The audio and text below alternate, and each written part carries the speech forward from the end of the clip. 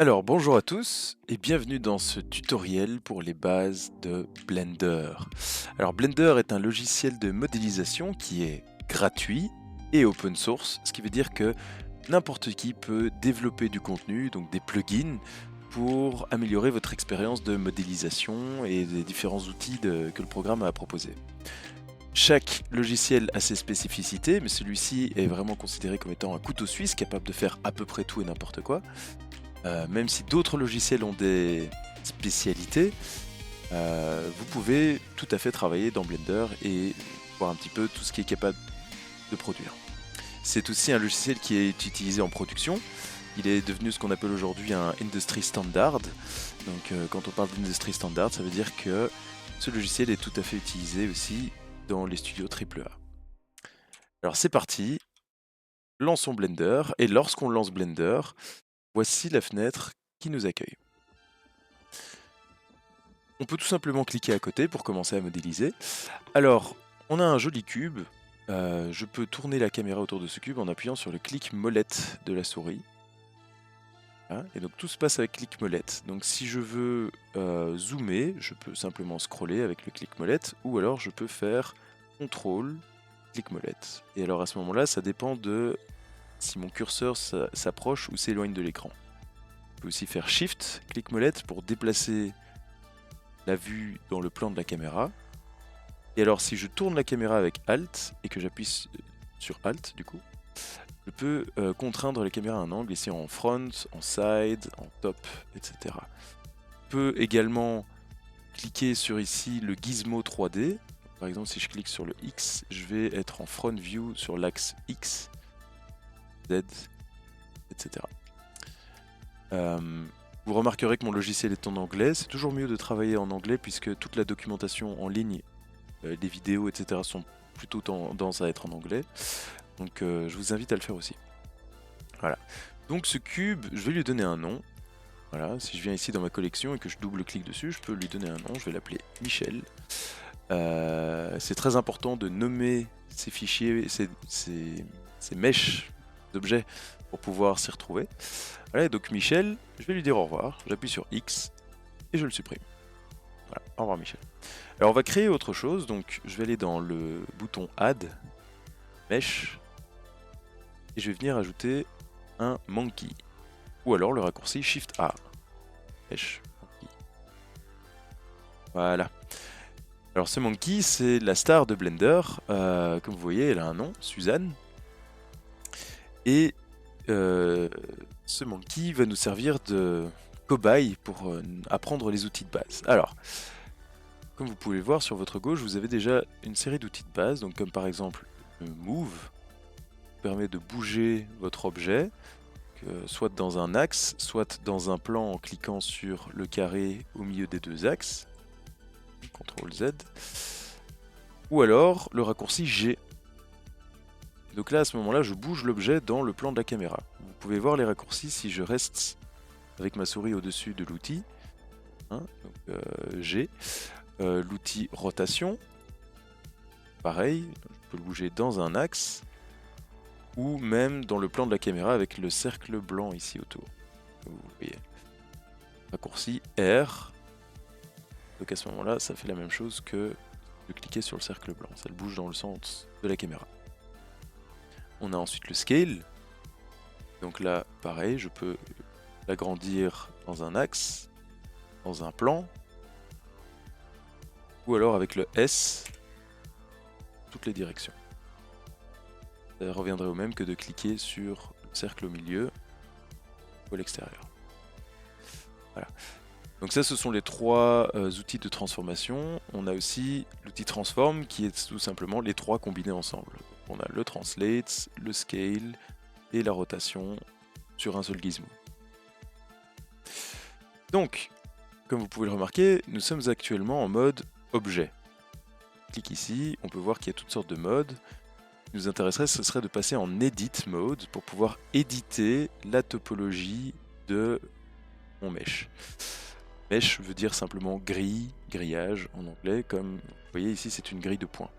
Pour passer de Edit Mode à Object Mode, je peux aussi appuyer sur Tab. Là, je suis en Edit Mode, je sélectionne l'objet. Si je suis en Edit Mode avec Tab, Alors à ce moment-là, je peux venir sélectionner un point, par exemple, et avec l'outil de transform, je peux venir bouger ce point dans l'espace pour déformer mon mesh.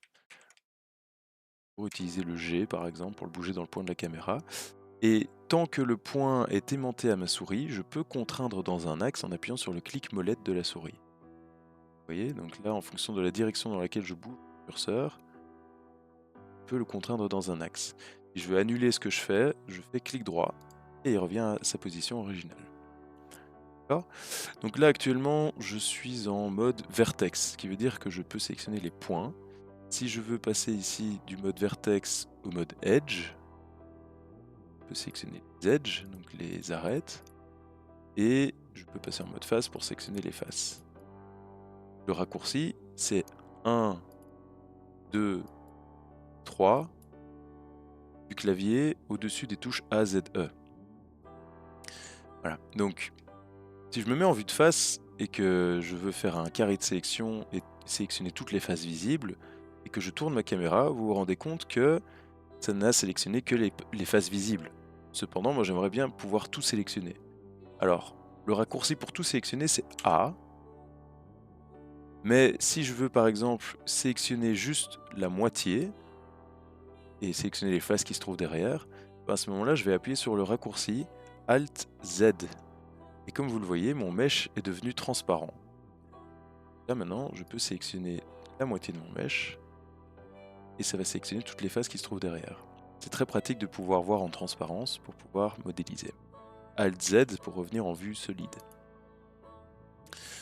Très bien, donc tant qu'on est sur la sélection, je vais passer en mode vertex avec la touche 1. Comme vous voyez, donc si je prends ce point-ci, je ne vais qu'affecter ce point-ci. Maintenant, si je veux pouvoir faire une soft selection, pouvoir sélectionner les points qui se trouvent autour, on a ici un bouton au milieu de votre écran qui s'appelle Proportional Editing. Si je clique dessus et que j'appuie sur G, comme vous pouvez voir, maintenant je peux déplacer et je peux même aussi agrandir ma zone d'influence avec le scroll de la souris ou la diminuer et pouvoir déformer mon mesh comme ceci. Voilà. Je vais désactiver le Proportional Editing pour l'instant. Très bien. Alors, dans les outils de base, on a également ici l'extrude. Alors pour ceci, je vais me mettre en mode face. Je vais venir sélectionner les faces au-dessus de sa tête, avec Shift enfoncé pour sélectionner plusieurs faces. Si je veux désélectionner une face, je fais CTRL pour désélectionner. Voilà. Donc maintenant que j'ai sélectionné mes faces, je vais pouvoir faire mon extrude. Et quand je clique sur l'extrude, vous voyez que le raccourci c'est E. Eh bien j'ai un handle qui apparaît. Et si je tire dessus, voilà, je crée de la topologie. Ça vient extraire en fait les faces pour pouvoir modéliser toutes sortes de choses. Donc je peux même aider à venir extraire dans tous les sens, etc. Ici, pour cet exercice, je vais lui faire un chapeau, un haut de forme. Je vais un petit peu l'agrandir. Et alors pour vous montrer qu'il est aussi tout à fait possible d'utiliser les outils dans différents contextes, si je prends le scale et que je viens scaler mes faces vers le bas, comme vous pouvez voir, je peux aplatir le haut de mon chapeau. D'accord ? Ok. L'outil suivant dans la liste, c'est le inset. Alors le inset, au final, si je le fais, c'est un petit peu le même principe qu'une extrude dans le sens où on vient créer de la géométrie. Simplement, au lieu de l'extraire, on reste dans le même plan. Regardez si je le fais ici sur un autre, sur des faces qui se trouvent dans plusieurs plans en même temps. Je viens faire un inset et ça reste dans le plan des faces sélectionnées.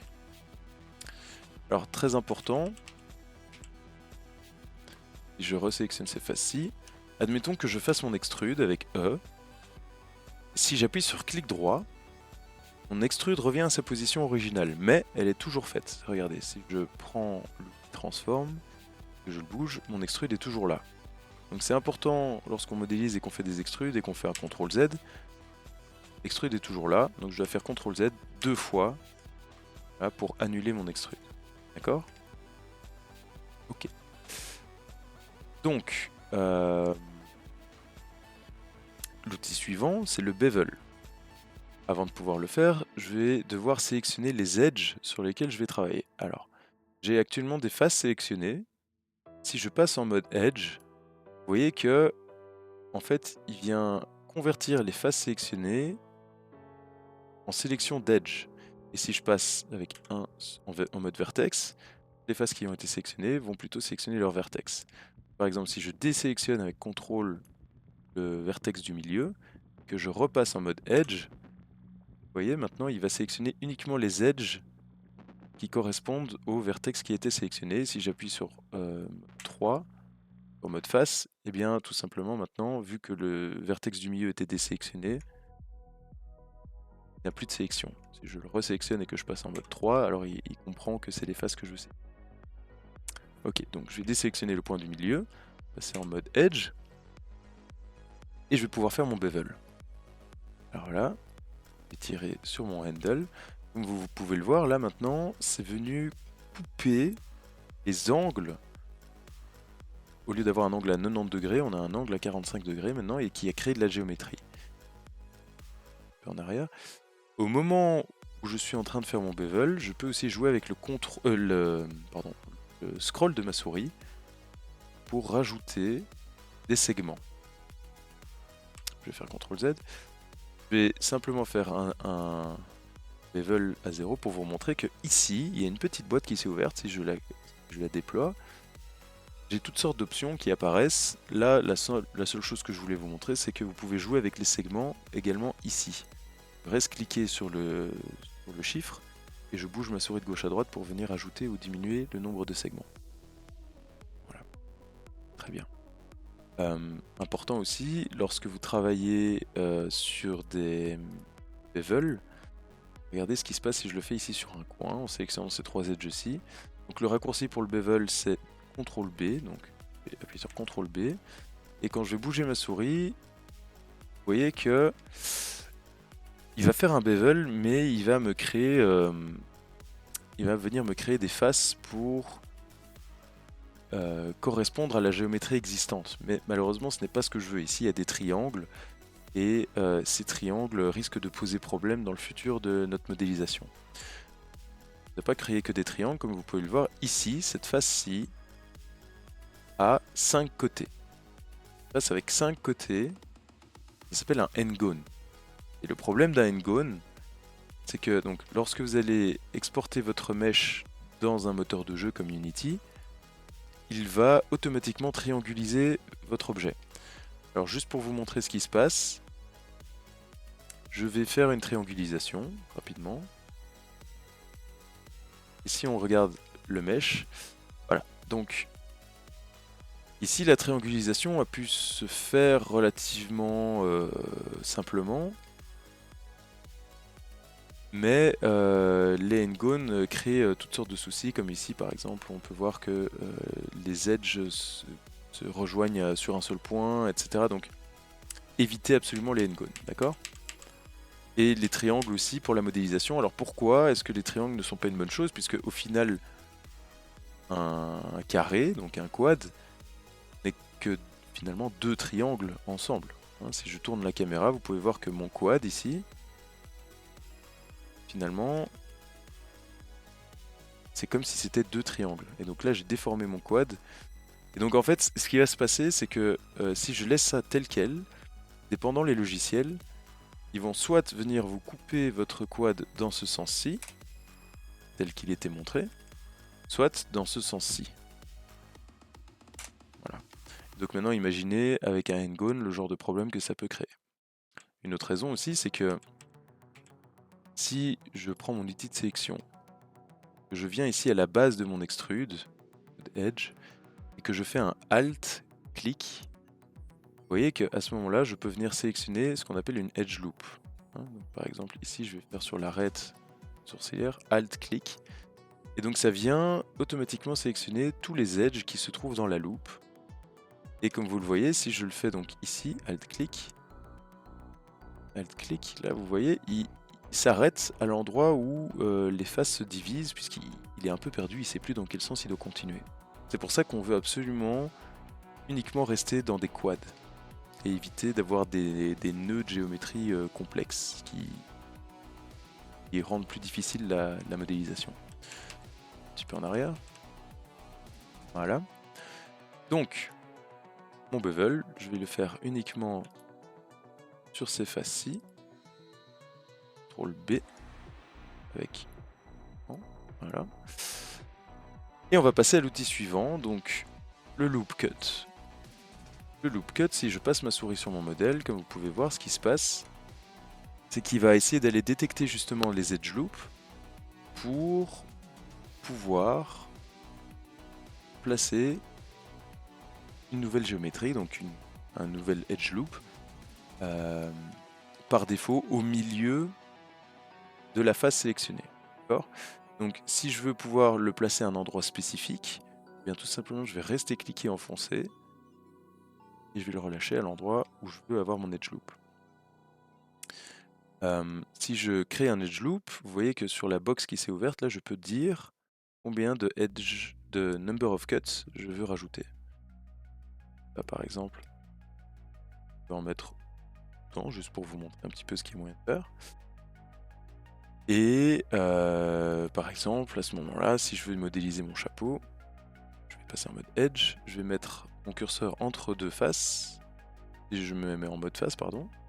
Je fais Alt-clic, et bien sélectionner toute la loupe. Là, je peux faire une extrude, et vous voyez, l'extrude se passe pas tout à fait dans le plan que j'aurais voulu avoir.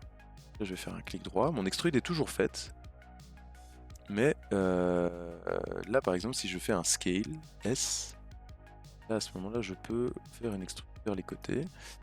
Je vais encore l'agrandir un petit peu, et je peux aussi faire un scale uniquement dans un axe. Voilà.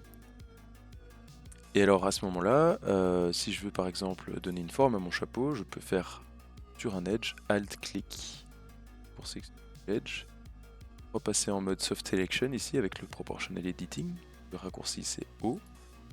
Et donc là maintenant, vous voyez, je peux venir donner une forme à mon chapeau, la zone d'influence. Ok. Ah, donc le dernier outil de la liste qu'on va voir aujourd'hui ensemble, c'est l'outil couteau. Donc knife, si je clique dessus, eh bien je peux venir, en partant d'un vertex, je peux venir en fait dessiner de la géométrie et en terminant par Enter. Vous voyez que là automatiquement il a rejoint les faces que j'ai créées avec des nouveaux edges. Alors, bien faire ceci, Enter.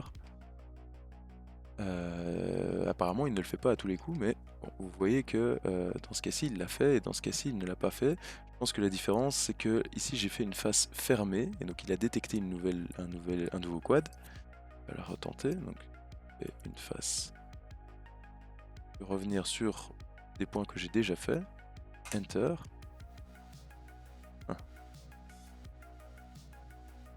Là on continue l'expérience, donc on fait ceci. Ah, voilà. Dans ce cas-ci, il a voulu rejoindre. Ok, intéressant. Donc voilà, l'outil Cut peut servir pour vraiment venir dessiner les polygones exactement à l'endroit où vous voulez et pouvoir créer une géométrie particulière si par exemple vous voulez diviser votre mèche à un endroit précis. Vous pouvez voir ici, je peux traverser plusieurs edges et en terminant par Enter, vertex, vous voyez les points que j'ai créés. D'accord. Voilà, je vais terminer tout simplement par le concept de modifiers. Vous m'avez vu l'utiliser pour le triangulate. Donc ici, dans votre menu à droite, vous avez les propriétés des modifiers et je peux venir rajouter un modifier. Donc vous avez une liste dépendant de la version sur laquelle vous êtes dans Blender. À l'heure où je vous parle, je suis sur la version 3.5 et ici en bas à droite. Mais il existe déjà la version 4.0 et donc ce menu a été modifié. Mais le concept reste le même. Donc vous pouvez voir, donc j'avais fait un triangulate. Et en fait, ce qui se passe, vous voyez que mes faces ont été triangulisées déjà. Mais étrangement, la géométrie n'a pas changé.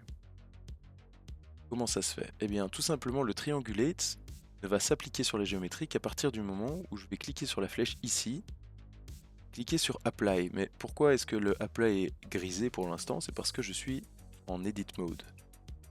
Je repasse en Object Mode pour pouvoir appliquer mon modifier. Et là, si je repasse en Edit Mode, on peut voir que le modifier a été appliqué et que mon mesh a été triangulisé. Je ne peux pas travailler sur un mesh triangulisé, je vais vous montrer pourquoi. Donc si je sélectionne un Edge Loop avec Alt, ça ne va s'arrêter à chaque triangle. D'accord? Donc on peut rester en quad. Voilà. Ok. Une dernière chose. Pour pouvoir travailler en symétrie, il y a deux façons de le faire. Si mon objet est déjà symétrique, comme c'est le cas ici, eh bien je peux sélectionner par exemple des faces. Si je veux faire une extrude et qu'elle s'applique de l'autre côté, eh bien je peux sélectionner, vous voyez ici, Enable Mesh Symmetry. Et alors vous avez en référence ici l'axe X, donc on va le faire sur l'axe X et voir. Pour le coup, ça ne marche pas avec l'extrude, mais si je sélectionne des faces et que je veux simplement les bouger, là ça fonctionne. Voilà. Donc j'ai une symétrie dans l'axe X, mais pas dans l'axe Y. Activé dans l'axe Y.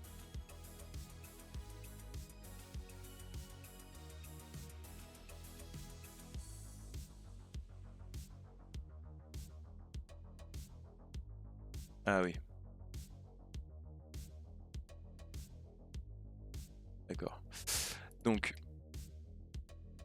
vous avez vu que l'extrude n'avait pas fonctionné sur ma symétrie X. Ça veut dire que à ce moment-là, si je veux faire des opérations un peu plus complexes comme celle-ci, je vais devoir ajouter un modifier mirror. Mais avant de faire ça, on va faire une opération qui consiste à supprimer la moitié de notre mesh. Donc là, je suis passé en mode transparent avec Alt Z. Je vais sélectionner la moitié de mon mesh, X et delete les faces. Voilà, donc là, à ce moment-là, je n'ai plus que la moitié de mon objet.